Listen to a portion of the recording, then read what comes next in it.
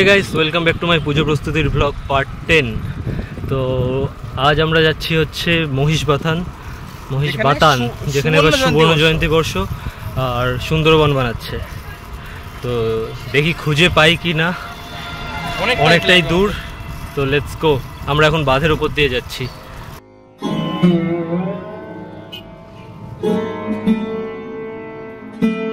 তো গাইজ আমরা মহিষবাথানের এই যে পঞ্চবটি মন্দিরের এখানে চলে এসেছি অ্যান্ড আমরা এখন যাচ্ছি হচ্ছে সুন্দরবন। এখন পঞ্চবটি এই যে গাছটা আর মন্দিরটার সোজা গিয়ে এই যে বাঁদিকে হচ্ছে সুন্দরবন বানাচ্ছি।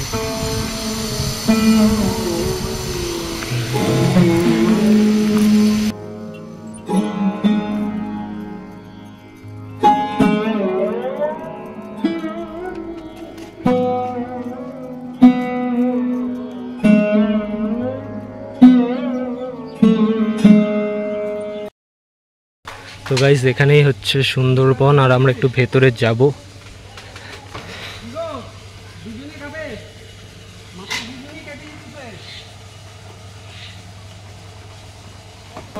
এই পথ দিয়ে যাচ্ছি।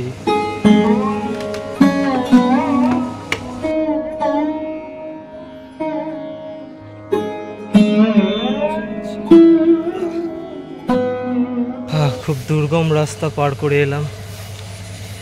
ওখানে চারপাশ মিলে থিম হচ্ছে। এখন প্যান্ডেলটার ভেতরে তোমাদের ঢোকাই।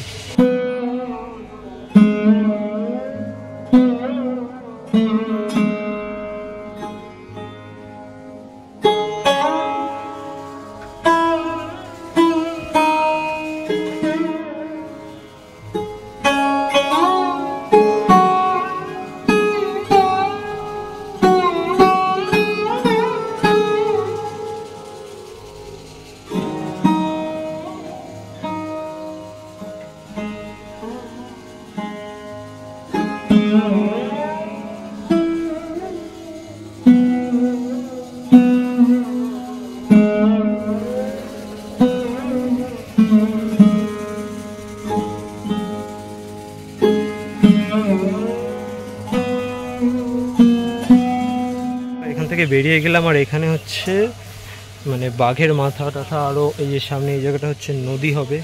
প্রপার একটা সুন্দরবনের একটা ভাইবস দিবে। মানে আর 2-3 দিন পরে এলে আরও প্রপার স্ট্রাকচার, মানে আরও ভালো দেখা যাবে। তো আমরা তো আবার আসবো অ্যান্ড তোমরা কোচবিহারের এই পুজো প্যান্ডেলটা ভিজিট করতে ভুলো না, এটাও দারুণ হতে চলেছে। একটু ভিতরে প্রপার অ্যাড্রেস তো দিয়ে দিলাম, ওই মহিষবাথানের পঞ্চবটি মন্দিরটার মানে বাঁদিকে একটু ঢুকতে থাকবে ভেতরে।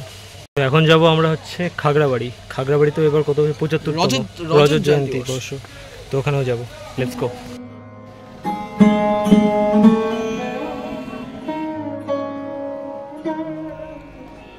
তো গাইস এটা হচ্ছে দেশবন্ধু ক্লাব। খাগড়াবাড়ি ঢুকতেই সোজা হচ্ছে এখানে দেশবন্ধু ক্লাবের পুজো 68তম। তো এখানে এতটুকুই বানাচ্ছে, তো আমরা ঢুকলাম না, আমরা সোজা যাব এখন।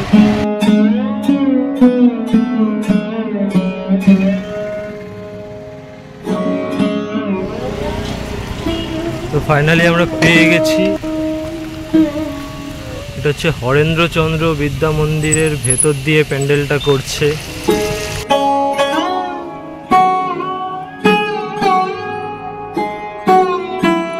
গাইস এই হরেন্দ্রনাথ স্কুলের মাঠেই হচ্ছে এই রজত জয়ন্তী বর্ষ। তো এখানে আই থিঙ্ক ফোমের প্যান্ডেল বানাচ্ছে, মানে বাইরে তো এতটুকু বানিয়েছে, এতটুকু। তো ভেতরে একটু দেখাই তোমাদের।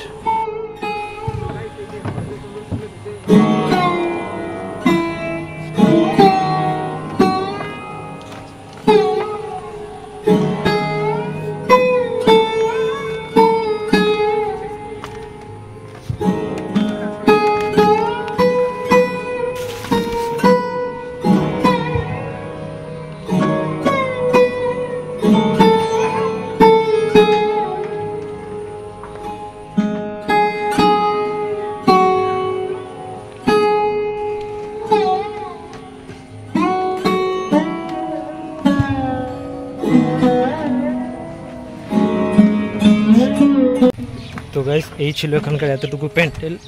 আমি হচ্ছে বাস পার হচ্ছি তাই ক্যামেরায় তাকাতে পারছি না। অ্যান্ড আজকের ব্লগটা এই পার্টটা এতটুকুই। যাওয়ার সময় কাদায় পড়ে গিয়েছিলাম, ওই জন্য এবার ক্যামেরায় তাকালাম না। তো তো এই পার্টটা এতটুকুই, তো দেখা হচ্ছে নেক্সট পার্টে। টাটা।